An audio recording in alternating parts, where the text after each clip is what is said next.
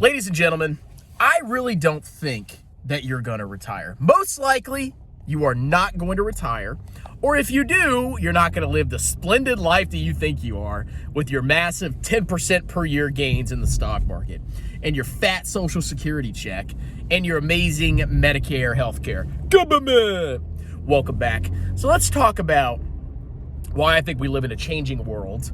And I think the future may be dark in some aspects, at least for retirement, but how that's still okay. And then I'm going to give you a possible solution.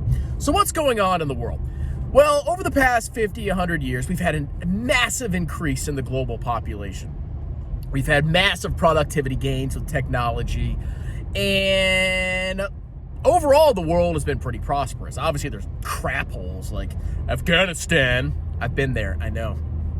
But overall, at least the Western world and a lot of other countries around the world have experienced great prosperity. And a big part of that comes from demographics, where you have a nice, pyramid, population pyramid, where there's more younger people supporting not that many old people. And when you have a demographic setup like that, you have a huge workforce that is paying payroll taxes, at least in the United States, and paying, Social Security, Medicare taxes, all that stuff. And that helps finance the system and support old people.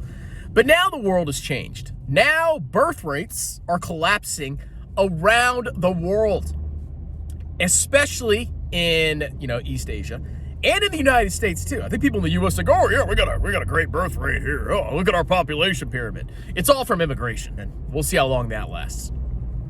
But overall, we've had basically an inversion of population pyramids, where we're going to have a lot of old people that are sitting around, at least they think, doing nothing, and there's going to be fewer and fewer young people to support them. And what I think is going to happen is that, at least in democracies, the old cohort is going to be a massive voting bloc, and they're going to continue to vote themselves as many benefits as possible. And the younger generations, which are shrinking and shrinking and shrinking, are really not going to have any say in politics. And maybe that'll lead to some kind of fascism. I don't know. We'll see. But there's going to be a big problem in the future, because the whole current financial system is based on population growth, productivity gains, and the transfer payments from working individuals to retired individuals. So imagine 100 years from now, the global population is starting to collapse. There's a ton of old people. There's not that many young people, and nobody's freaking working. All the taxes are so high because we got to transfer money via Social Security and all the other stupid socialist programs to old people. What do you think global stock markets are going to do? And what do you think government debt's going to do? And what do you think taxes are going to do in the future to support a geriatric aging population that is very top heavy around the world, not just in certain countries? Globally, and this will even come for Africa too at one point, and they will probably have it worse because they have huge birth rates now, but that'll reverse, I think. What's going to happen? It's going to suck, okay? So if you think our government is already strained now with bad finances, with, at least in the United States, with our decent demographics, what do you think it's going to be like in 50 years, 40 years, 50 years when you retire? It's going to be worse. It's going to be freaking chaos, okay?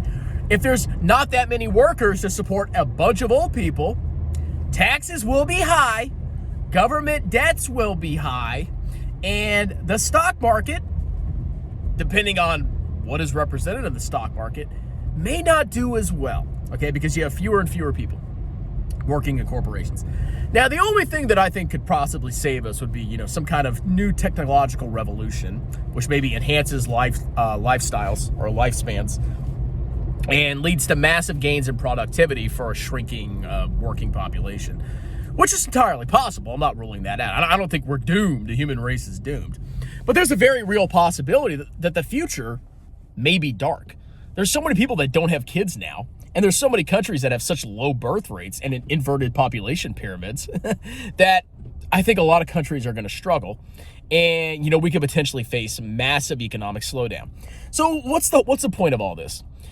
If you think that you're guaranteed to retire, even if you're doing an index strategy like me, if you think you're guaranteed to retire and live high off the hog with your pension benefits and your health care and your stock market investments, you may be shocked to find out that if we don't have massive increases in productivity and we don't reverse this crisis, we may have an issue where government finances are so strained that retirement benefits are cut.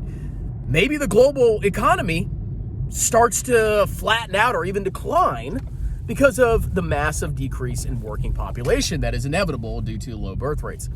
And if that happens, do you think you're going to live a comfortable retirement sitting on your butt while your children, or for a lot of you, the children you don't have, slave away, paying their payroll taxes for your lazy butt to sit there? That ain't going to freaking work, okay? So what do I think about all this?